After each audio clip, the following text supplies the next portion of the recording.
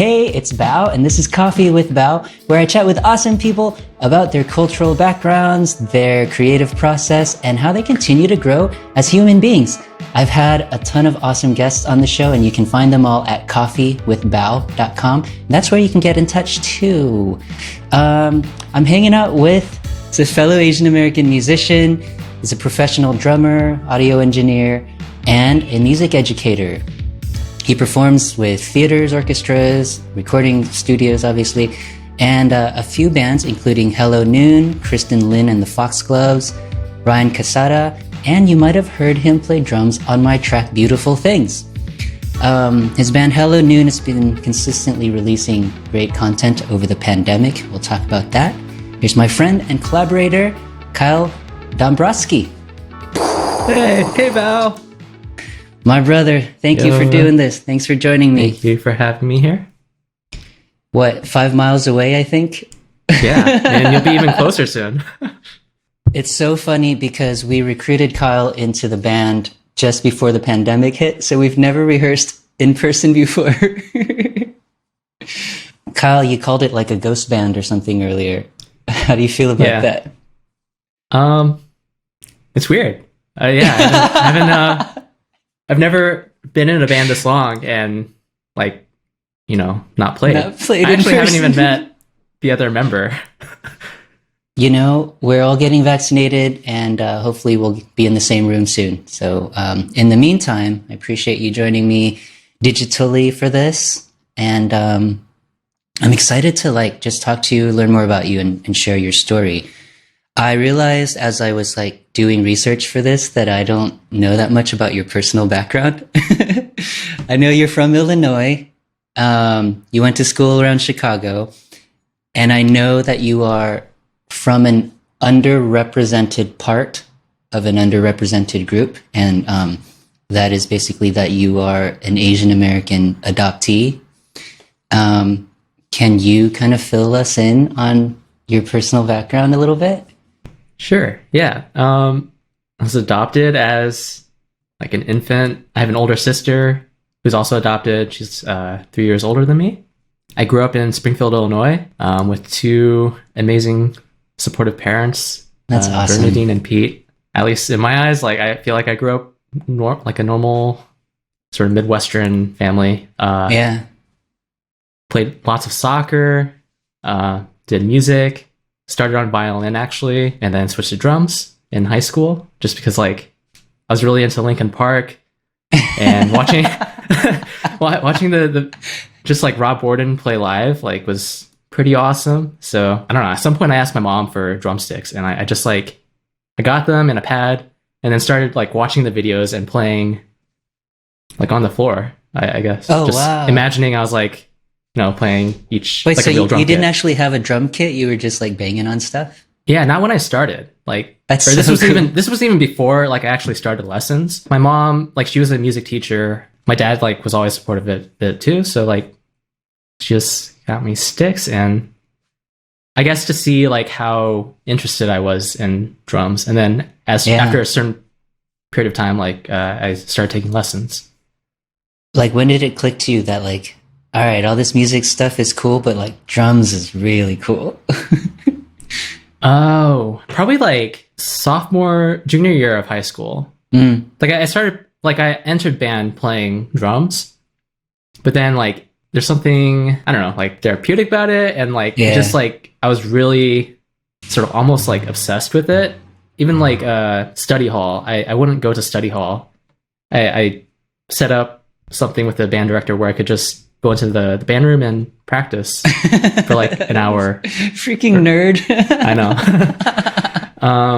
From there, I went to Eastern Illinois University, just in the middle of a cornfield, basically. But it's an awesome place, really beautiful campus.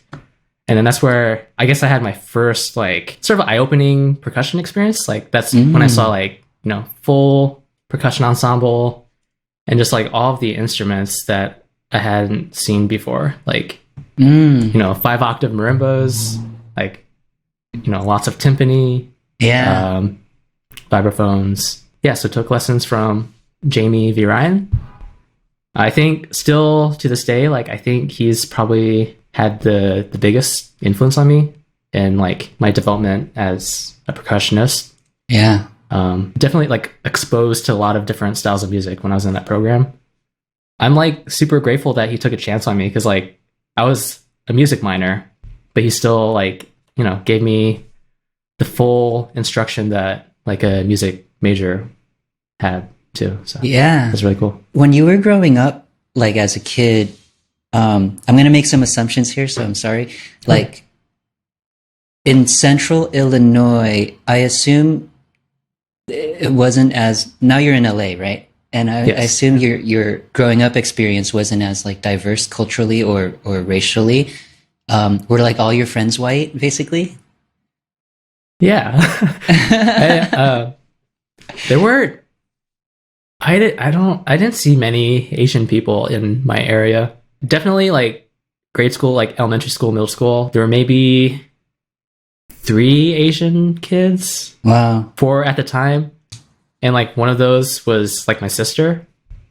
I don't know. It's more diverse now there, but definitely when I was growing up, there weren't many like Asian families within my area. I assume like until you went to college or something, there probably wasn't as diverse of people to hang out with. Aside from like inviting you on to like share your talent, obviously, and your philosophy behind music and stuff, I really wanted to talk to you about your perspective of being an Asian person, adopted by non-Asians, basically, and growing up with non-Asians. If it's cool with you, I like really want to dive into that later on in the conversation and talk about that. I think that's such a cool perspective to share. But you said you started in music pretty early, right? And your parents were super supportive. I guess, was that because your mom was like an instructor, like a music instructor, that it naturally led to that? Maybe. Yeah. She was like, she studied music in college. She taught at a high school. She was a band director there. And then when my parents adopted my sister and me, like she became like more of like full-time parent, stay-at-home parent. Yeah. But like she and my dad just really believed in arts, music, and like how, you know, beneficial it is to have a creative activity like while you're growing up. Lucky you, man. While you were growing up, did your Asianness ever come up within your friends as like, you know, hey, why are you Asian, but like you're not? Definitely like in maybe like elementary school, like that's when I started to realize that I didn't look like everyone else. Yeah. And like, yeah, some people would like make fun of me because my eyes were like different shape and stuff like that. That and sucks, then, dude. Yeah, but I'm still sort of a more like internal, I don't know, I keep things like inside. Less so now, but definitely like more back then. So I didn't really tell my like mom or dad about some of that bullying. But I guess when it did come up, I don't know how, but like when I started thinking about like how I was adopted, like my parents were just like open about it. And I do remember a time when my mom even showed me like birth certificate and like, you know, just like who I guess were my biological parents. Wow. And she was just like open about that. Yeah. But being so young also, I didn't like once I had that sort of explanation or whatever, then I don't know, it's just sort of focused back on being a kid again. Yeah. Well, that's really interesting. I'm gonna like try to ask you more about that later on. You went to college for psychology with a minor in music. Well, actually, you went to undergrad for psychology. Yeah, and then you psychology. And then you went to USC later on for music, right? Or UCLA. Oh, UCLA. Yeah. Apologies. I know there's some Go like Bruins! rivalries there. Was the psychology decision kind of like the safe decision? Maybe. I was also okay, but like in high school, I took 2 psychology courses, and it just like was really fascinating. Like it really interested me. And going into college, like I really didn't know what like I wanted to do. Yeah. I feel like majority of people, like even as adults, like don't really know what they're doing, but you just sort of try to do things that interest you. So at that time, my two main interests were psychology, music, and soccer. But then also like my logical brain was just like long term, I wouldn't be able to play soccer, just physically body can't handle it. So I was like, I wanted to spend more time doing music. So that's why I chose psychology and then a minor in music. Yeah, that makes sense. Yeah. How did it feel to like come out to Los Angeles after kind of living all of your pre-20s life in way less populated and way less diverse Illinois? I'm still like getting used to it. Like I've been out here for like... What year did you arrive in LA? I visited in 2014 with my mom. So I checked out some schools and then tried In and Out for the first time. It's actually pretty good. And then I moved out here 2015 in September for like the first year of graduate school in music performance. I'm still not used to just being surrounded by like buildings, concrete. I like nature. I sort of like open space. So I don't know. Sometimes I guess it feels a little uncomfortable, but yeah, I'm getting more used to it. That totally makes sense. Like instead of nature, we have taco trucks on every corner, according to Fox News. Well, that's cool. I'm really happy you're here. I'm really happy you're getting to like connect with people like me and other music folks around town. And I'm really happy that you're able to follow through on this music thing. You've been working in various capacities within music since you got here, I guess. I'm actually going to read some highlights of your work so far. You've been teaching drum at high school. You've been acting as an audio engineer for other artists. You've been playing with some theaters, the Hooligan Theater Company, Shinbone Theater Company, which is actually like pretty not like a pop band. Yeah. Pretty interesting.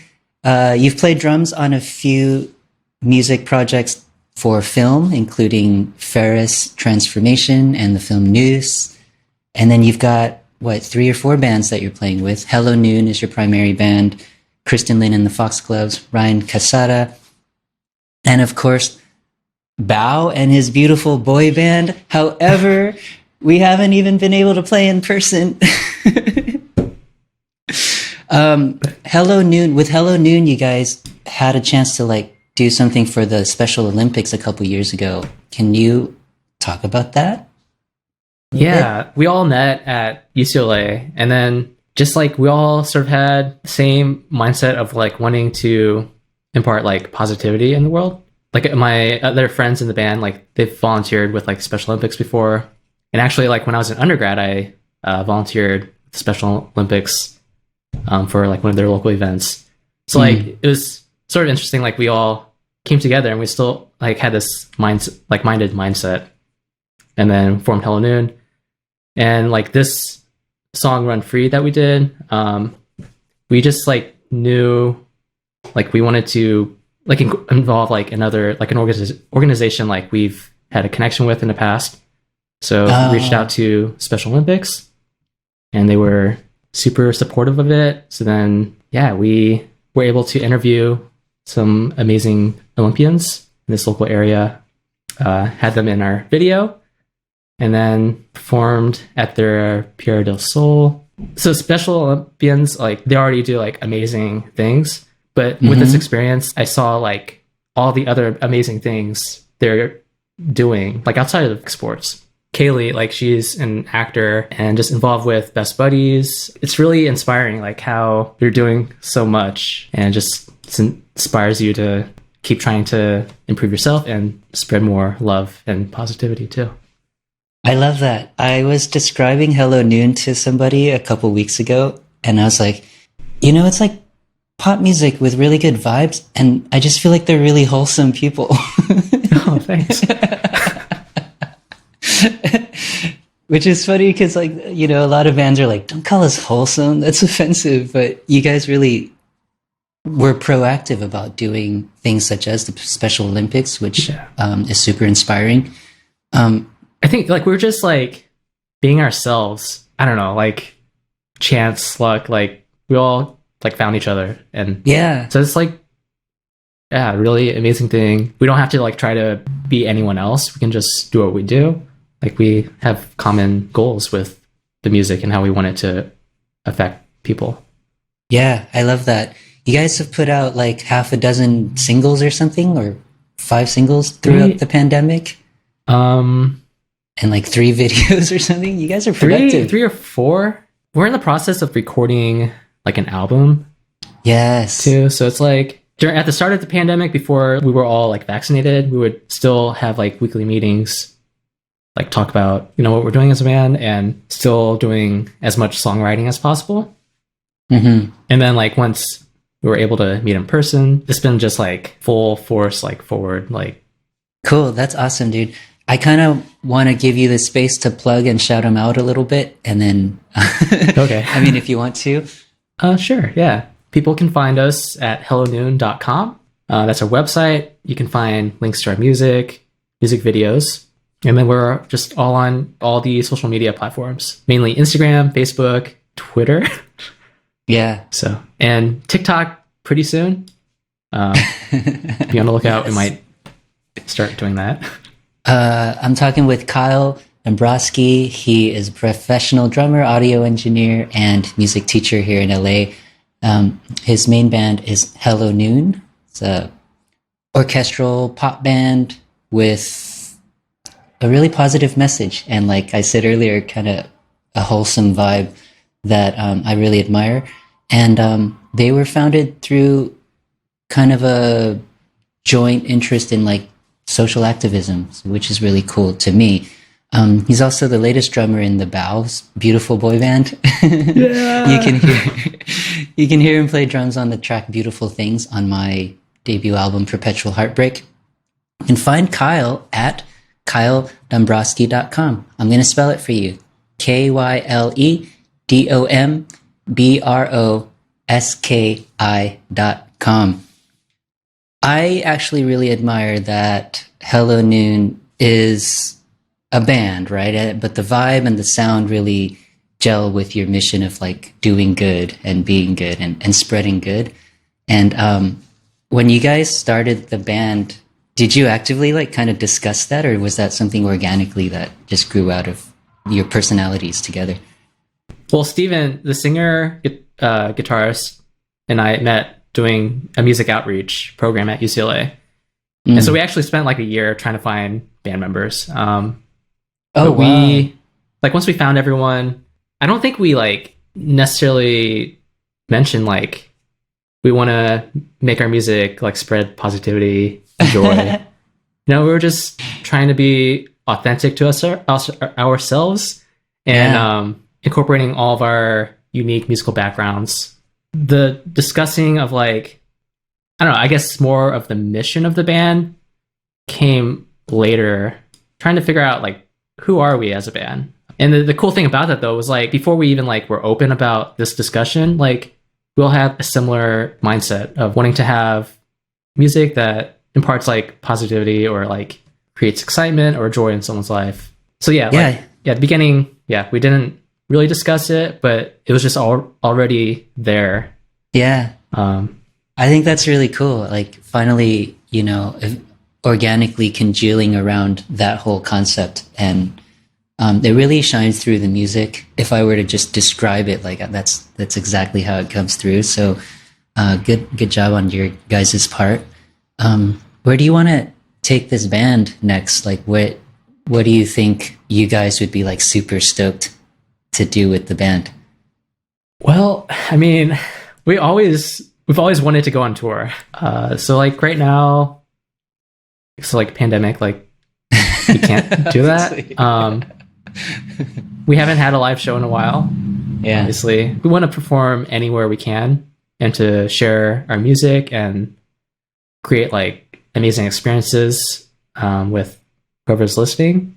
But like since that's all sort of up in the air, like we've been just trying to connect as much as we can with fans, sharing music online, and trying to form like a community, which we do have an online community, and where like we all like talk to each other weekly, and that's awesome. Yeah. If I were to simplify that question into, I guess, another question, like what is the dream act that you guys would consider to play with, to share a stage with? Share a stage. Well, my personal goal would be to have like every band I play with to just have them on the same tour. So like I literally have like a full night of playing drums. Good luck with that. I know. I don't know what mainstream, more established artist or band we want to share a stage with.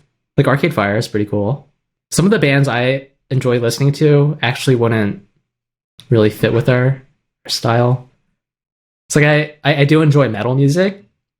Oh, interesting. So definitely wouldn't fit in with like Slipknot. Yeah, that'd be an interesting audience. Yeah. You've been playing with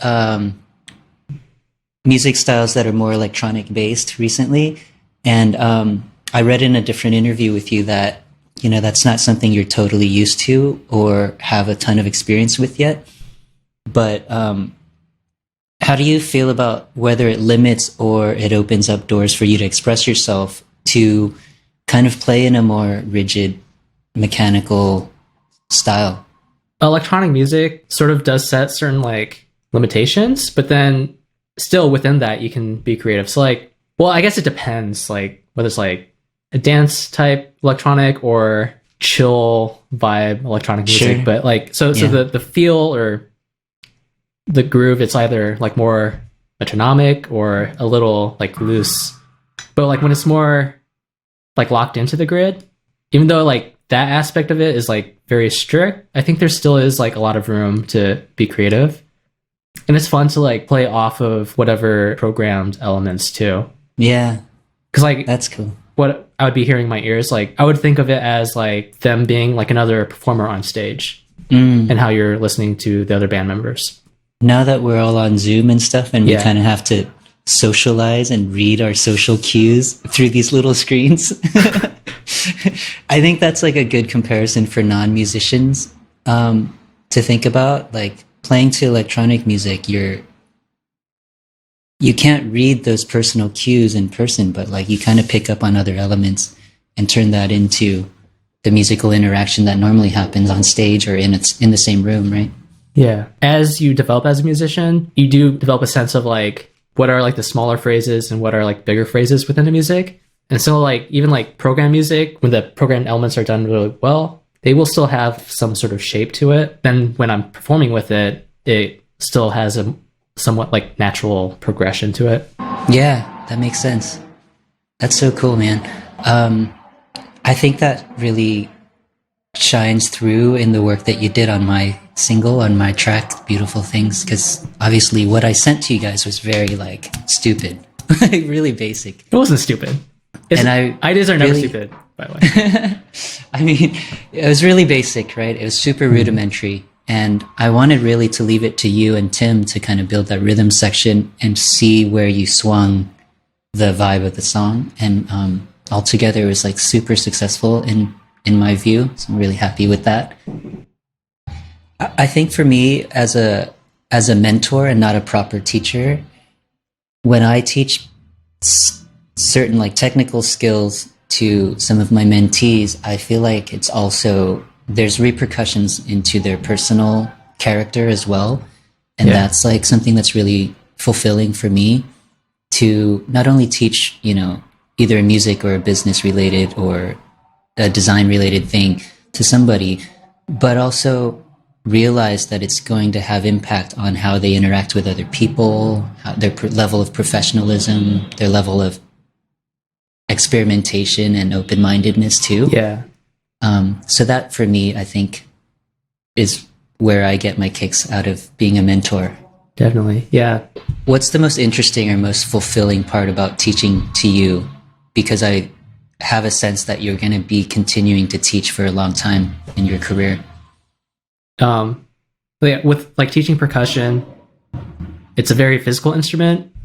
So it's like teaching is like helping develop like a sense of like awareness of how you use your body. But then musically, like you're like helping like students like develop a more like complex, like creative way of thinking. Because like music is pretty subjective. Like you can play one passage of music many different ways. Yeah. You know, one way is like the right way, or there's like lots of different right ways. So I think like when it comes to teaching, like the thing that keeps me or drives me to do my best is like seeing the moments when like the student like sort of like gets it. Yes. Or like yeah, like they're trying really hard maybe to figure out a certain technique or how to play a passage of music that is how they're hearing it. Yeah. And when that happens, like that's an amazing The moment. aha moment. Yeah. So I think that is a nice feeling. That's that's what keeps me going. Plus like just helping, like you mentioned, like you're developing skills that they will use in other aspects of their life. Yeah. I really love what you said about music being, there's so many right ways to do whatever music thing you're thinking of. And I think a lot of people get turned off by music education as children because a lot of music educators at an early age are like, just practice this technique. This is the right way to do it. And so I think for you as an instructor to have the philosophy of like, hey, there's like 30 different right ways to do this, And I feel like drummers are like athletes, basically. And it really depends on your body, your person, how you relate to the instrument too. There are some general rules like to playing percussion, like being relaxed. People on the outside, like even though we're playing really loud, they think we're like really like hitting the drums really hard. But actually you're just like, being smart with like physics, staying relaxed, like letting velocity and gravity do the work for you. Nice. So like when it comes to, I guess if there are some right ways to doing it and like learning percussion, like being as relaxed as possible is one thing you always want to be. But actual techniques, like there's so many different ways to play. And the most important way is the way that allows you to express like what you are hearing musically. Yeah, I love that. So between the teaching stuff and being the band at a theater or playing in live bands or studio work, like all the stuff that you do in the music realm, is there like a favorite thing that you want to do more of, or is the variation something that you're like truly after? I think a variation. I think of like things like that I would like to do. So like I would like to do more touring at some point. Mm-hmm. Also, I try to stay in the present, like focused on like what I'm currently working on, and from there it sort of like develops, and like over time like I've started doing different things musically. So like I came out here to LA like studying percussion. I still do that, but then also like while doing that I like found a passion for like recording too. Yeah. Or audio engineering. So I would say like the pandemic has allowed me quite a bit of time to really delve deep into that and study it, learn it. Yeah, and that's really cool. Yeah. You guys, I've been talking to the professional drummer, audio engineer, music teacher, Kyle Dombroski. I keep adding an R to your last name, Kyle, because all your social media handle says Drumbroski. Yeah. You can find Kyle at his website, kyledombroski.com. So this current moment in history and culture is kind of weird for Asian Americans. And for a person on the street, like, you're just an Asian guy, right? Yeah. I was really like into inviting you on to share your story because I really wanted to learn about your experience as an Asian American adoptee, like I said earlier, you're part of a very underrepresented group within an underrepresented group. So even Asian Americans, as we think of them broadly, almost don't really know about your experience that much as an Asian person adopted, by white parents and growing up in a white environment.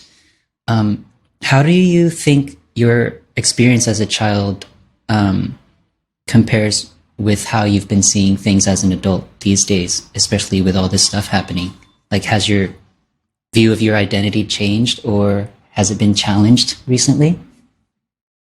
Yeah, I think growing up, I didn't, besides like the times like when I'm like bullied for how I looked, or when that moment when I like was wondering like why I don't look like my parents. Besides that, I think, I don't know, I just viewed everything as like normal. Like I didn't have an idea of like the Asian culture, like what my friends who grew up like with their Asian families, like I didn't have that. I grew up with like, I guess, a more like traditional, I don't know, American style family.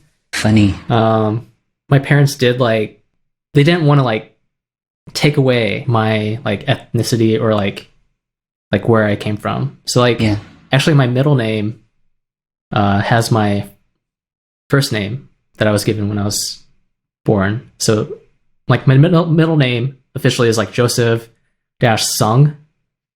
So my parents kept it's combined Sung there. Yeah. Yeah. And then also like growing up, my parents would take my sister and I to these like Korean picnics.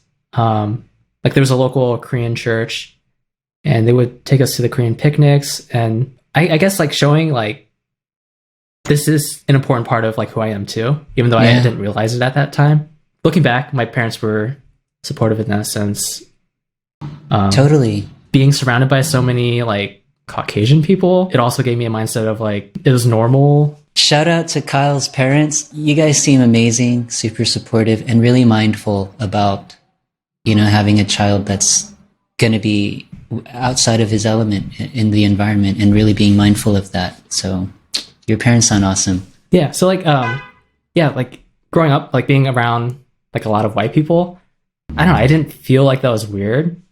Yeah. It was just normal to me.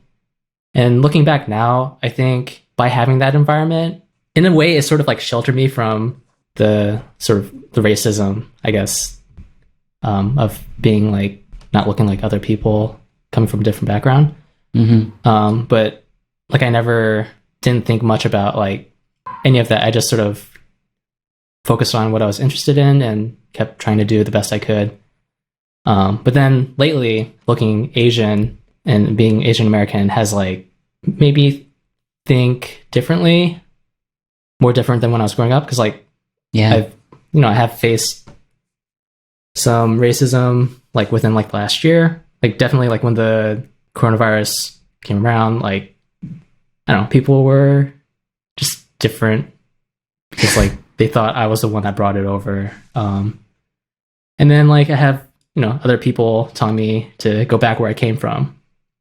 But Clearly, where I came from was actually Springfield, Illinois. So I don't. That's really interesting of a perspective, because like you said, you never really thought that much of it when you were a kid, and now you're kind of faced with it, like it's kind of put in your face. And I was just really curious to see how you felt about that. Do you ever feel like within the topic or the community of the Asian American community, when we all tell our stories about like our cultural heritage and all that, do you ever feel like you're an overlooked part of that community? And how closely a part of that community do you feel personally? I don't know if I ever feel like I feel left out the Asian community, but I do still like wish like I knew more about my ethnicity, my culture. It's like I live in Koreatown right now, and a lot of people just start speaking Korean to me. Yeah. And that's when I do feel weird, like not being able to speak Korean back to them. Yeah. But they've never made me feel as like an outsider. But I know like everyone else's experiences are unique. Yeah, totally. Do you ever feel like, or have you ever felt like within the Asian American community that Asians have discriminated against you? Not that I'm aware of. I don't know. I've heard of instances with like other like friends, but or at least like that was like presented to me. Who knows what people are saying behind my back, but you know. Yeah, because the adoptee population is like a small part of the AAPI community as a whole. What do you think Asian Americans can learn from hearing your story, and like how can we as a group be more mindful and more inclusive of everybody? I think when like Korean organizations or other Asian organizations have events, maybe even say like open to, in my case, like Korean adoptees, they actually like explicitly be more inviting of people who were adopted like me. Because like as I get older, like I do wish like, I don't know, I had more of like the Korean Asian culture as a part of me like growing up, but that's still something I can experience. So like I'm not super sad about it. Like sure. But I think it would, for Asian organizations, like it could be helpful for adoptees, like if they were more explicit or just like, you know, inviting, like. Yeah, that's a really good point, Kyle. Yeah. I know that a lot of my South Asian friends feel sometimes left out within the conversations about AAPI, Asian Americans and stuff. And I think it's a similar thing, right? There's just not, I think we just have to learn about communicating in a more inclusive way.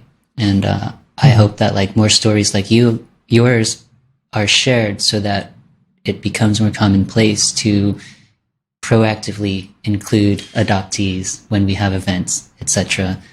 So that's cool. Thank you. I really appreciate you doing this on camera too. So it's totally optional for you, but like as you get older, do you ever regret kind of not being as involved in your things that are related to your ethnicity, like as a younger person? Or do you feel like, all right, now I'm an adult, I have full control of my life, I can actively go pursue that?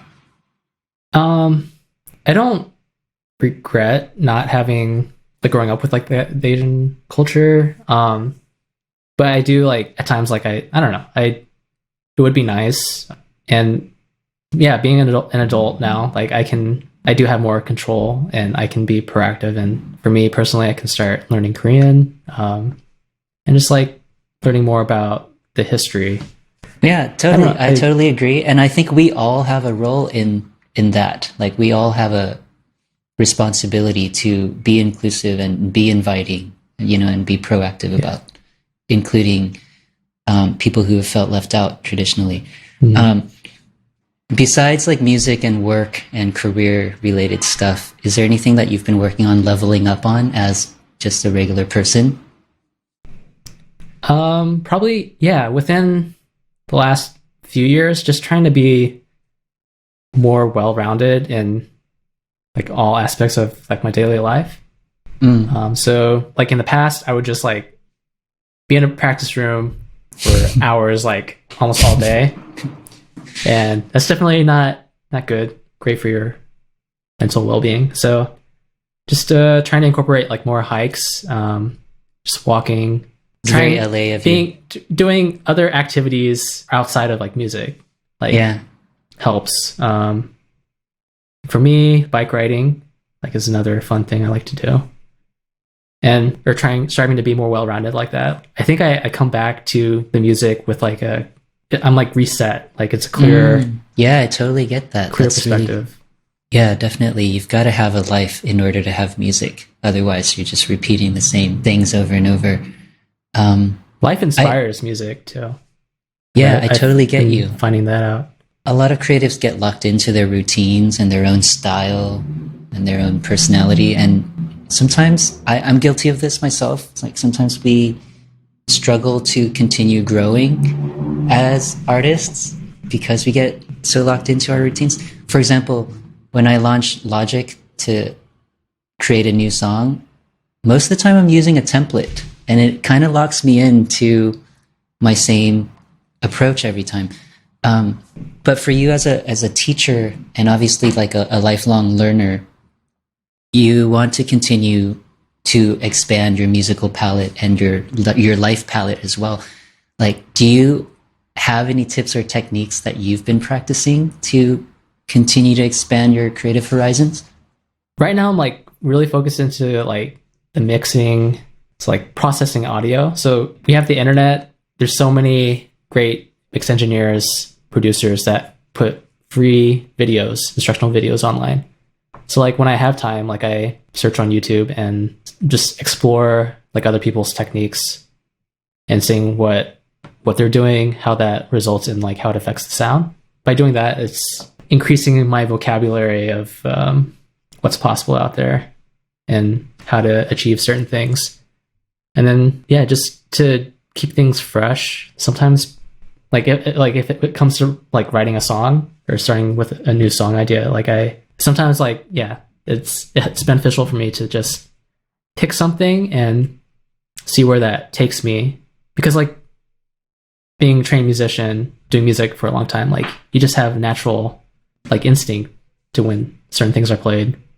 Mm-hmm. So I think it's good to try to let that take over sometimes and not overthink. I love that. I think that's so funny because in art school and in my art education, or they taught me about like how all these famous artists came up with ways to add more chaos and more randomness into their process. And as a youngster, I was like, why would these dudes do that? They're like so established. They have such a cool style that's recognizable. Why would they want to throw themselves off the horse deliberately? And like, as I get older and I do more music and do more art, I totally get it. Like you want to throw in that chaos and the randomness because it's such a trap to get locked into your process, right? I think I've been doing the same thing, Kyle, in trying to go random as much as possible. And one of those things is just playing with people like you, right? And reacting to the weird stuff that you come out with. Yeah. We all That's really have such unique experiences, like musically. So Yeah. and it just comes out when we play, and being musicians, we're listening to each other. So it's all sort of elevating everyone to a different new thing. Yeah, it's a beautiful thing. And I love that about it. Where do you think you get most of your knowledge or inspiration from right now? Where do you learn the most from in terms of just being a person? I think like living with my girlfriend. Well, we've been living together for a while now, but like definitely during the pandemic, we've been spending more time together. So like us talking, just like having that relationship helped me gain insight or better insight on like how I am and like, I don't know, just how I think sometimes. I'm so with you there. Like these conversations, right? Like just talking to people. And I hope we can do a lot more of that in the near future now that we're both vaccinated. Yes. Kyle, thanks for doing this, man. I appreciate you just spending time and being open to sharing your story with me and whoever's watching. And I really hope we can get in person in the next couple of weeks. Yes. Thank you, BAO, for having me. You guys, I've been hanging out with Kyle Dombroski. He's a drummer, teacher here in LA. He appears on my track, Beautiful Things. You can play that and vibe out to Kyle's drums. You can find Kyle on his website, kyledombroski.com. KYLEDOMBROSKI.com. Kyle, hang on for a second. I'm going to give an outro and then I'll come back, say a proper goodbye to you. Cool? Okay, sounds good. Guys, this has been Coffee with BAO and Kyle. If you like the show, you can help me out by subscribing or sharing this with your peeps. Also, if you can financially help me in creating all of this content, you can buy me a coffee or do a monthly donation thing at coffeewithbao.com, where you can find all of my past guests as well. These are really cool conversations, so I hope you've enjoyed everything.